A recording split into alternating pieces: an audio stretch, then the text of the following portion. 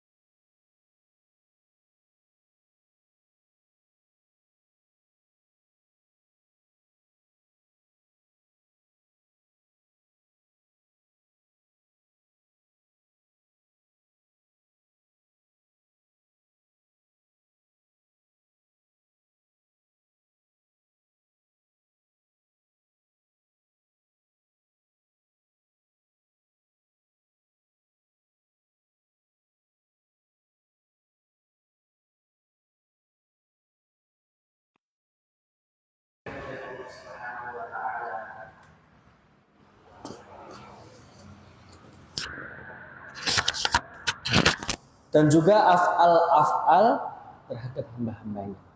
Fakhassuhu wa sammu bihi fil ghalib al-manazir fi masailil fiqhi wa in kana jahilan bit tafsiri wal akhbar. Tetapi zaman sekarang, era modernisasi ini, para alim justru malah mengkhususkan, mengkerdilkan, menyempitkan bahwasanya ilmu itu adalah pada perkara-perkara fikih, pada perkara-perkara furu', meskipun itu juga termasuk ilmu itu sendiri.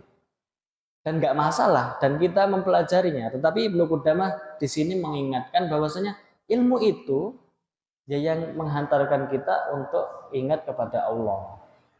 Ilmu yang mengingatkan kita ingat kepada ayat-ayat Allah Subhanahu wa taala. Ilmu yang menjadi sarana kita mengingat akhirat, itu yang jauh lebih penting dalam kitab Minhajul Qasidin Ibnu Qudamah. Makanya itu pertemuan kemarin ya, bahwasanya betapa luar biasanya Syekh Ibnu Qudamah mengingatkan kita mungkin sebagai thalibul ilmi atau mungkin para alim untuk ayo bahwasanya ini loh yang seharusnya kita prioritaskan. Jangan terlalu menyempitkan, jangan terlalu mengkerdilkan, apalagi menyeleweng. Itu luar biasa.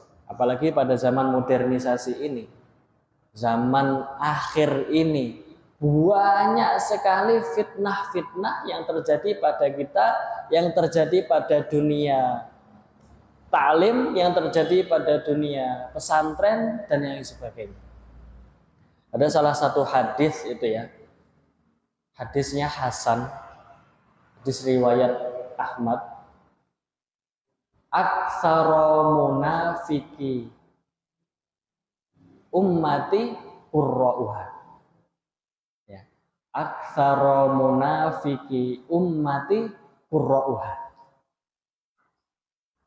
Nanti kata Rasulullah sallallahu alaihi wasallam, yang paling banyak menjadi orang munafik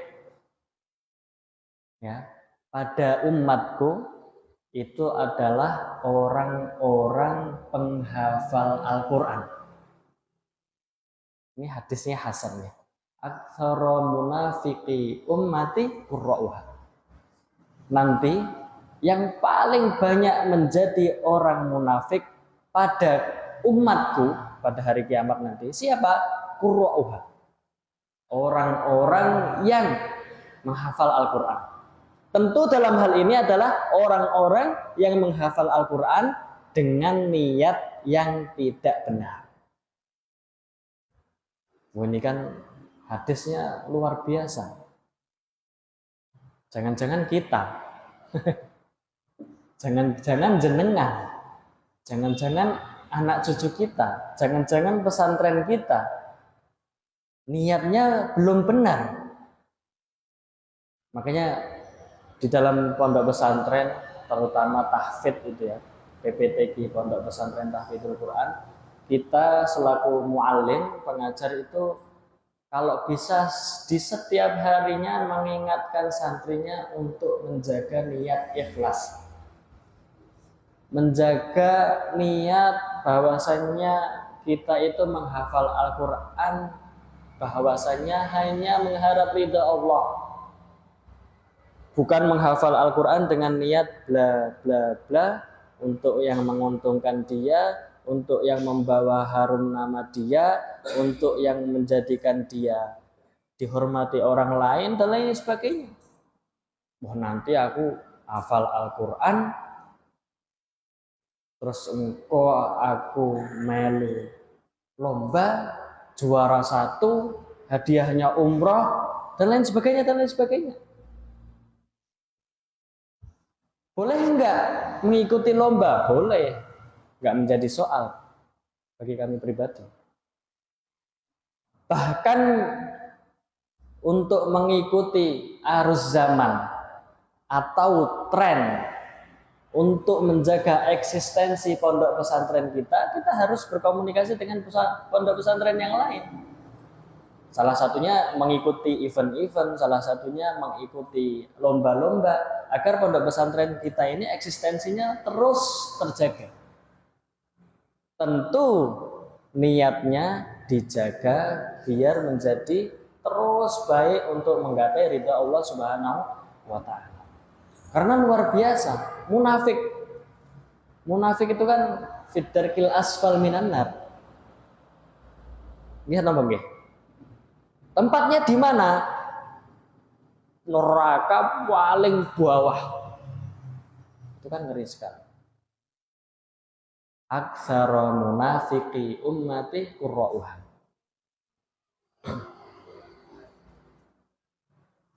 Tetapi Bapak Ibu yang insyaallah dirahmati oleh Allah Subhanahu wa taala, jangan dengan hadis ini kita mengkerdilkan niat kita. Kalau gitu anakku nanti nggak usah tak pondokin di pondok pesantren tahfidz, enggak. Tetap kita berusaha agar kita menjadi orang-orang yang selalu menjaga kalamullah, menjaga Al-Quran. Salah satu bentuk wasilahnya adalah menghafalkannya. Karena mereka para penghafal Al-Quran itu adalah orang-orang yang dipilih oleh Allah Subhanahu wa taala. Saya itu Bapak punya teman ketika dulu di Turki. Punya teman, beliau orang Malaysia, orang Melayu, asli orang Malaysia. Sekarang saya masih kontak-kontakan hampir setiap hari. Nah, beliau satu kelas dengan saya ketika di Turki. Tapi sebelum ketemu dengan saya, hampir semua masyayikh yang ada di Turki itu angkat tangan, menyerah ngurusin si teman saya ini. Karena perangai dia itu, perangainya berbeda dengan perangai kita manusia pada umumnya. Jadi ketika pelajaran itu, dia kayak punya dunianya sendiri, sibuk dengan dunianya sendiri. Kita kalau pelajaran sama Mas Syekh, kita memperhatikan, dia kadang lihat atas gitu, delongok gitu nggih. Kadang-kadang dia mainan apa gitu. Syekh itu banyak yang nyerah sama dia. Kadang dia HP-an sendiri gitu. Ditegur cuma dia perangainya itu aneh. Kadang kita kalau jalan-jalan, umpamanya tujuannya ke sana belanja gitu, tiba-tiba dia gampang ke distract dengan sesuatu. Kita jalan bareng, tiba-tiba dia berhenti, lihat buah gitu aja dia berhenti. Nanti jalan lagi 10 meter, lihat sesuatu yang bikin menarik dia langsung teralihkan. Tetapi alhamdulillah ada satu syekh yang sabar dengan dia, yaitu syekh kami sendiri, Syekh Abu Bakar Mustafa Ismail Allah yahfadz. Itu beliau mau meladeni, mau ngurusin, mau menerima dia dijadikan anak didiknya atau muridnya. Meskipun kadang emosinya tersulut, karena perangainya aneh-aneh sekali. Tiba-tiba masuk kamar mandi, keluar puasa semua, gitu-gitu. Keluar puasa, tiba-tiba langsung duduk lagi di majelis, semuanya puasa. Saya kadang tersulut sampai bentak, sampai mengangkat bicaranya. Tetapi beliau sadar. Terus pernah kami tanya, wahai Syekh, kok antum sabar dengan teman saya yang ini, katanya. Apa kata beliau? Ya bunai, katanya. Saya ini sabar dengan dia, meskipun perangainya kayak gitu. Kenapa? Karena saya tahu kelebihannya dia. Kelebihannya dia adalah hafizul Quran. Dia orang yang menghafal Al-Quran. Bukan hanya hafal, tetapi dobit, ngelontok. Kita sekarang dibuka halaman sekian, suruh teruskan, bisa. Dan Syekh kami melanjutkan, ya bunai, hafizul Quran, orang penghafal Quran, itu akan selalu dijaga oleh Allah Subhanahu wa taala, sebagaimana Allah meletakkan sesuatu tersebut di dalam amplop dan ditutup secara rapi dan aman. Jadi para penghafal Al-Quran itu dijaga oleh Allah sebagaimana kita menjaga sesuatu yang berharga milik kita. Contohnya uang atau emas atau perhiasan di dalam amplop kita tutup dengan rapi, dimasukkan lemari. Itulah penjagaan Allah terhadap penghafal Al-Quran. Luar biasa. Makanya syekh kami kadang kehabisan kesabaran, tetapi selalu sadar bahwasanya dia ini adalah orang pilihan Allah. Dan dia hafalannya yang paling bagus di antara kita. Meskipun banyak sekali kadang-kadang bikin masalah, bikin ulah. Tiba-tiba dia besoknya masuk ke kelas, matanya benjol Pak. Benjot gitu ya. Ditanya, itu pun kejadiannya sama saya. Ditanya, Fulan, kenapa matamu kayak gitu? Ditonyo kemarin saya kata ya. Ditanya sama siapa? Ada preman di pojokan distrik sana, wilayah sana. Waktu itu sama saya mau futsal Pak. Tiba-tiba dia ini bermasalah dengan preman setempat. Wah aneh-aneh. Padahal kita itu ya pengennya adem ayem sampai ditonyo deh. Tiba-tiba suatu hari dia ditangkap polisi di negara orang, di Turki, ditangkap polisi. Saya itu satu rumah sama dia, tiba-tiba diketuk. Assalamualaikum. Siapa ini malam-malam? Dibuka polisi, kaget saya. Ada apa polisi? Tiba-tiba ada yang namanya A gitu. Ada, dia keluar juga gini-gini. Ikut saya, bawa mobil. Kita temennya nggak bisa nolong. Ada apa ini? Tiba-tiba dia dibawa ke kantor polisi. Malam baru pulang. Kita tanya, punya masalah apa ini kok sampai ditangkap polisi katanya? Tadi pagi saya habis ke taman katanya. Saya ketemu orang, saya ngobrol banyak sama dia. Nah, terus teman saya ini bertengkar sampai masuk rumah sakit. Terus saya pulang kata dia. Nah, karena pertengkaran ini sampai dilaporkan polisi, teman saya menjadi saksi sampai didatangi ke rumah. Enak masalah sama beliau. Ada aja. Luar biasa. Tetapi kembali lagi, setiap masalah yang dihadapi selalu ada jalan keluarnya. Setiap ada masalah yang terjadi selalu ada jalan keluar. Luar biasa. Saya kalau teringat sama beliau tuh unik sekali orangnya. Perangainya aneh, bukan seperti kita orang biasa, tetapi hafalannya kuat Pak. Paling kuat. Sanadnya mutasil, luar biasa. Sebelumnya itu nggak ada masyayikh satupun dari Suriah yang berada di Turki yang bisa menanganin dia. Angkat tangan. Cuma syekh kami yang bisa.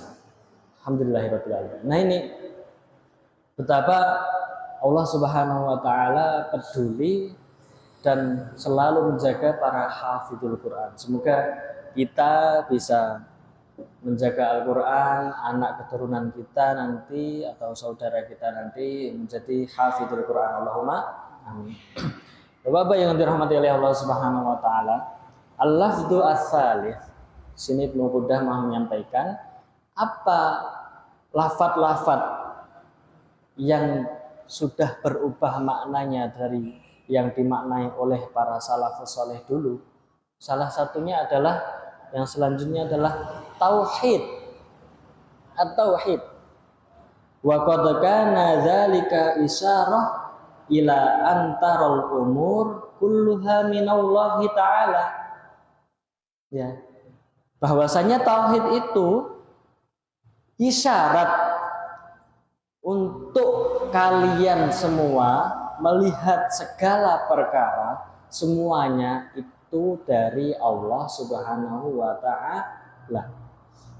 Ru'yatun taqta'ul iltifat ilal asbat wal wasaid.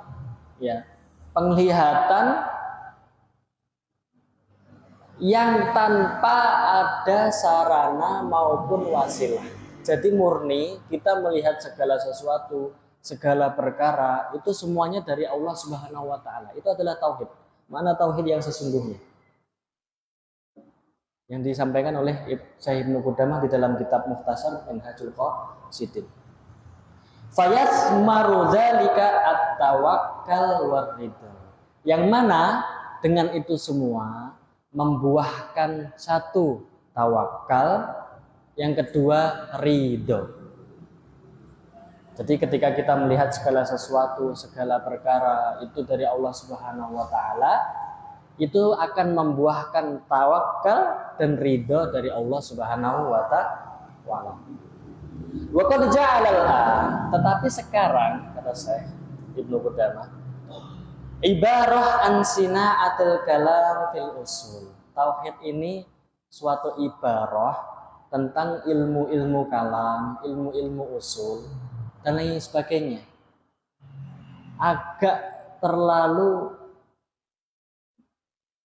meluas, tidak mengkerucut kepada Allah Subhanahu wa taala. Dalam hal ini ilmu kalam, ilmu usul itu adalah wasilah-wasilahnya. Seperti ini. Itu yang ditahdir oleh Syekh Ibnu Qudamah. Wa dzalika minal munkarat inda salaf. Padahal sesuatu tersebut termasuk yang diingkari para salafus saleh. Itu yang ketiga. Al-lafdzur rabi. Sedangkan yang keempat, at-tadzkir wa dzikr. Lafaz tadzkir dan dzikr. Wa qala Allah Ta'ala wa dzakir fa inna dzikra tanfa'ul mu'minin. Surah Az-Zariyat ayat 55. Dan berilah peringatan karena sesungguhnya peringatan tersebut bermanfaat bagi kaum mukmin.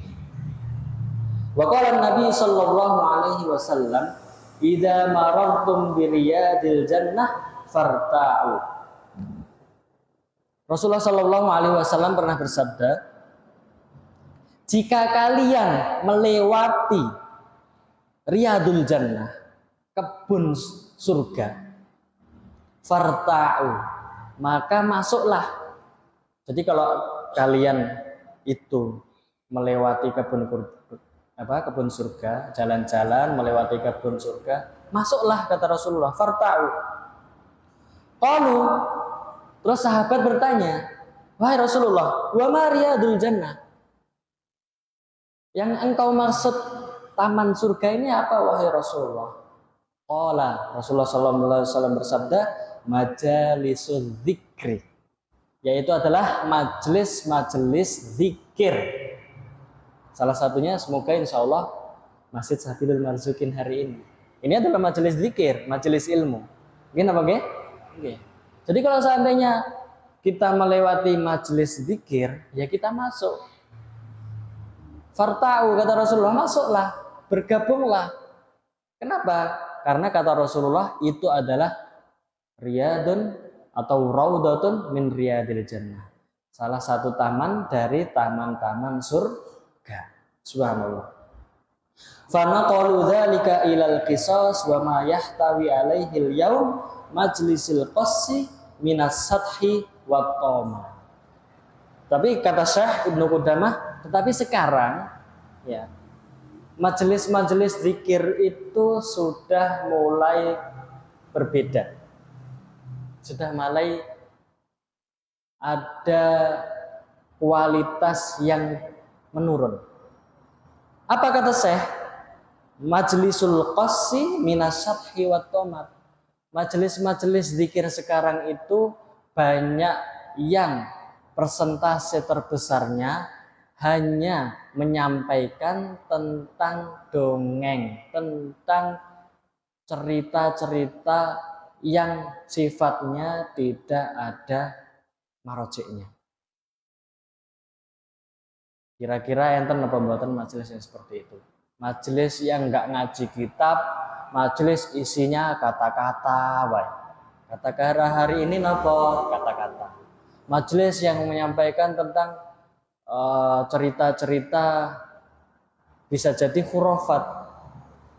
Cerita-cerita bisa jadi sumbernya tidak kita ketahui apakah sahih atau enggak. Cerita-cerita atau kisah-kisah yang sanadnya mutasil atau enggak. Dan itu terjadi di zaman sekarang. Makanya semoga kita selalu diberikan keistimewahan dan ilmu oleh Allah, memilih majelis-majelis yang di dalamnya ilmu, yang di dalamnya mengkaji Al-Quran, yang di dalamnya mengkaji hadis, yang di dalamnya mengkaji kitab-kitab. Kitab-kitab tentu yang menyampaikan tentang ilmu-ilmu Allah.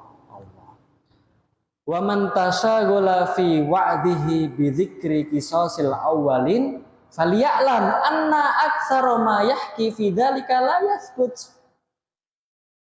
Kata Syekh, barang siapa yang sibuk dengan cerita-cerita, kisah-kisah yang tidak ada rujukannya sama sekali itu, maka ketahuilah bahwasanya sesungguhnya kebanyakan yang dia ceritakan itu tidak ada sumbernya. Ini keras sekali Syekh Ibnu Qudamah. Kama yang kuluna anna Yusuf alaihi salam halla naktahu. Sebagaimana orang yang bercerita bahwasanya Nabi Yusuf alaihi salam dulu itu menurunkan resleting celananya, halla naktahu. Itu kan nggak benar. Kisah Nabi Yusuf ya sama Zulaikha. Nah itu ada yang menyampaikan halla naktahu. Yusuf dulu itu menurunkan resletingnya. Itu kan nggak benar. Wa annahu ra'a Ya'qub addu ala yadihi, dan juga orang yang mengkisahkan bahwasanya Nabi Ya'qub addu ala yadihi, ya, mencengkeram tangannya. Ini contohnya hanya penggalan-penggalan saja.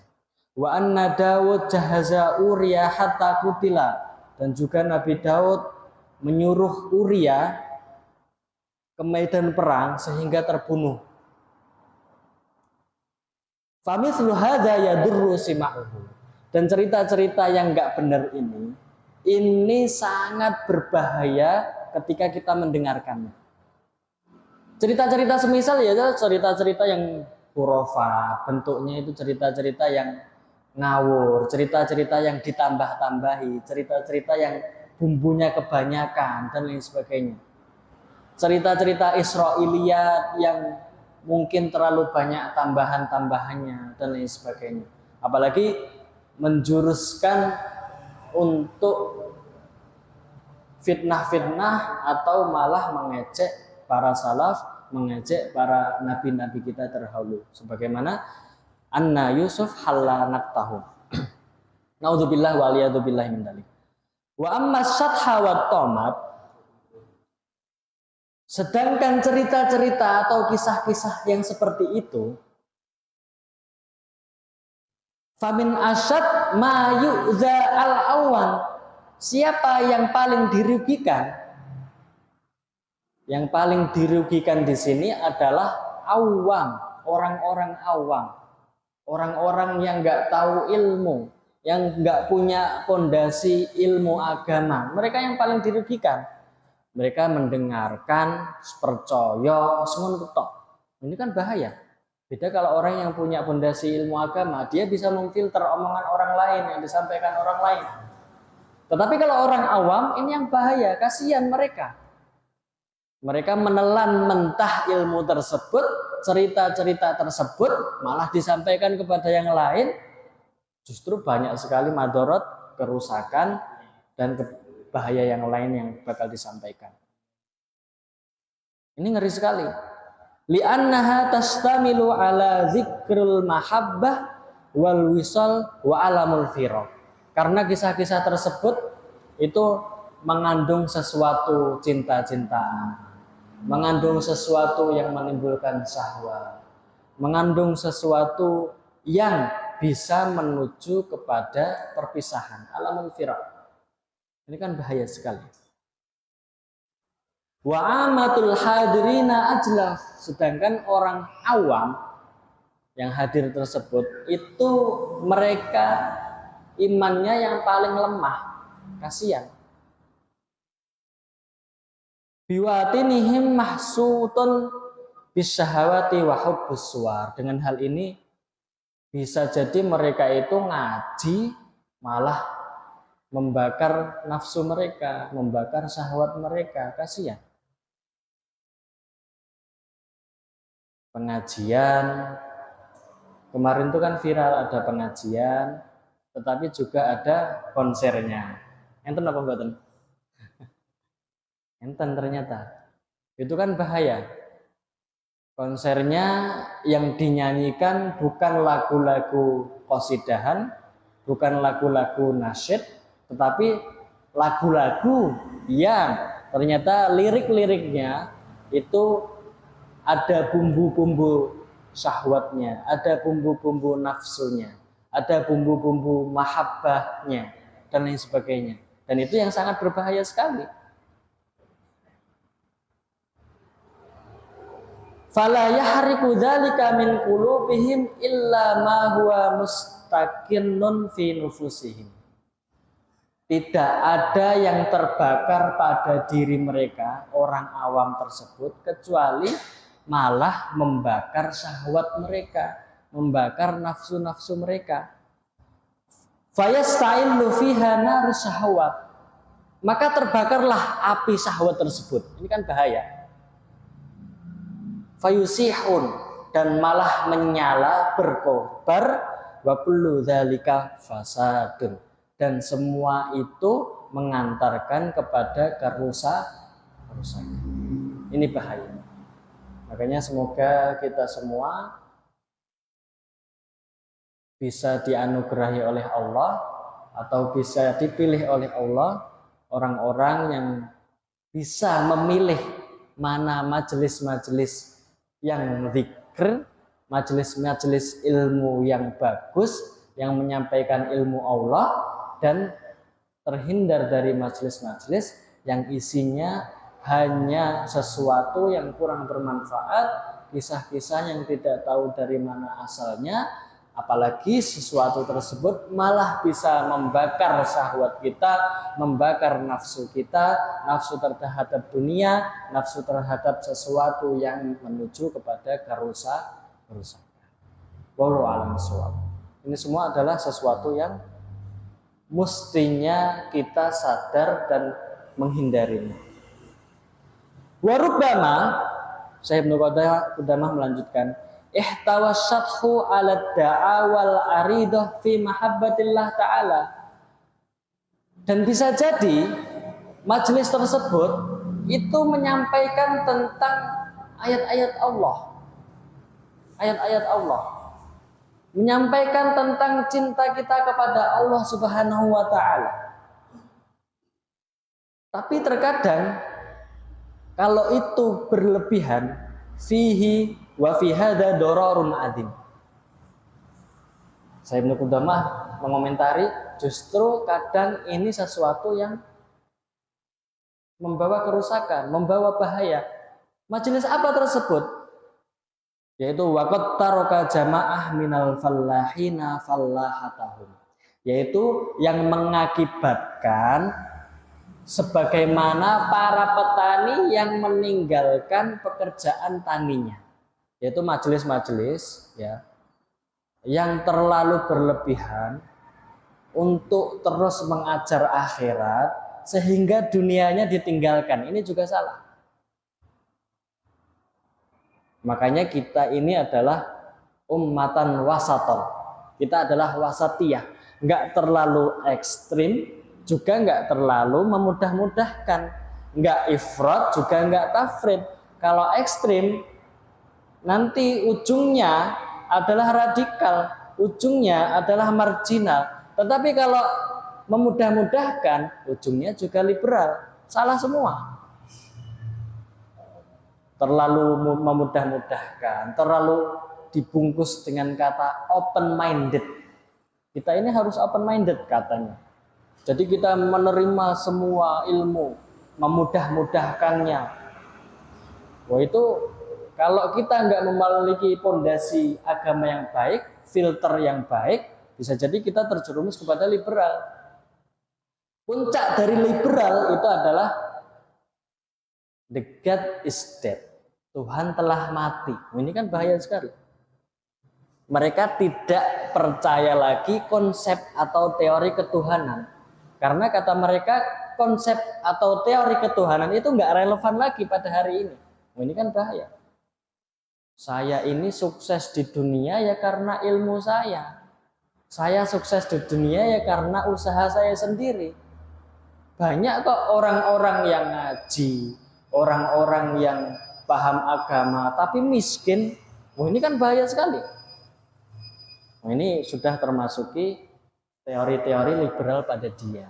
Jadi menurut mereka konsep ketuhanan itu nggak relevan. Ini adalah orang-orang yang tafrid, memudah-mudahkan. Makanya kita selalu semoga menjadi ummatan wasatan, di tengah-tengah, nggak terlalu memudah-mudahkan, juga nggak terlalu ekstrim seperti itu. Wallahu a'lam bishawab. Ikhwan fillah yang dirahmati oleh Allah Subhanahu wa taala, alhamdulillah kita sudah sampai di ujung kajian kita, sudah masuk waktu Isya. Semoga yang kita pelajari tadi membawa manfaat. Semoga yang kita pelajari tadi memberikan ilmu yang menjadikan kita umat yang soleh, yang arif, dan terhindar dari syubhat, terhindar dari kefasikan, terhindar dari kerusakan. Naudzubillah wa liyadzubillah. Ikhwan fillah yang salat dirahmati oleh Allah Subhanahu wa taala, kurang lebihnya kami mohon maaf. Astaghfirullahaladzim katsiran minal akhta wal ghalata. Billahi taufiq wal hidayah. Assalamualaikum warahmatullahi wabarakatuh.